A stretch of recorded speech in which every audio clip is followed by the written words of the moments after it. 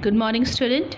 This is the seventh chapter for the history section for class 8, the American Civil War.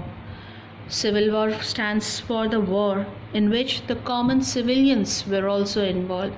It was the year 1861 to 1865. Background: during the first half of the 19th century, USA marched towards the economic progress. The states in the northern developed large manufacturing units and were looked forward to become a strong industrial economy. There was a growth of town and cities. The northern state developed as manufacture and shipping center. It is about the USA.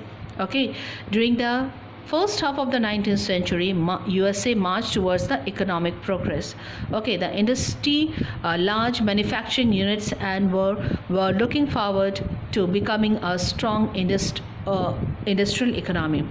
So the northern and the southern state developed fundamentally along different lines, leading to the short kind of the rivalry between them. So it is talking about the northern states and the southern states of USA. There was a leading of short of the rivalry enemy between them. The northern states constituted the area north of Pennsylvania. The southern state comprised of the territories south of the Maryland.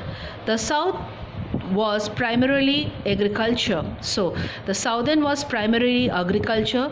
The climate in the south was favorable for the growth of the plantation products like cotton, tobacco, sugarcane, indigo, etc. The most important being the most important being cotton growing. Much of this cotton were exported to the cotton mill in the Lancashire in England, where the Industrial Revolution had created a huge demand for it. The planters required cheap labor, which were supplied by slaves brought in from Africa. The southern state claimed that they need slaves for their cotton and sugar plantation. Slaves were considered a necessity in the predominantly agriculture southern states. Okay, so here the southern state was mainly comprised of the Maryland, and northern was a Pennsylvania. Southern was primarily agriculture and northern was mainly a industrial. Okay, now here. Now, the northern, on the other hand, had a different economic structure with focus on the industrial wealth. Between 1815 and 1860, an industrial revolution had taken place in the northern state. They needed free labor to work in their factories. Due to the remarkable industrial development, there was a growth of the urban population. This means that where there was a development of the industries, there was a growth of urban population.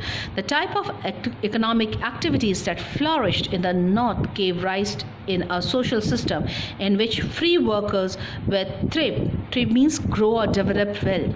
Thrive. Not thrive, it's strive.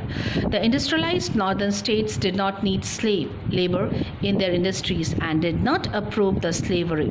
Okay, the industrialized northern state did not need slave labor in their industries and did not approve the slavery. But here in the southern, you have seen that they need the slaves. For what? For the agriculture purpose. Okay, thus there was a fundamental difference in the social economic status that the two halves gap of the country followed. This much only.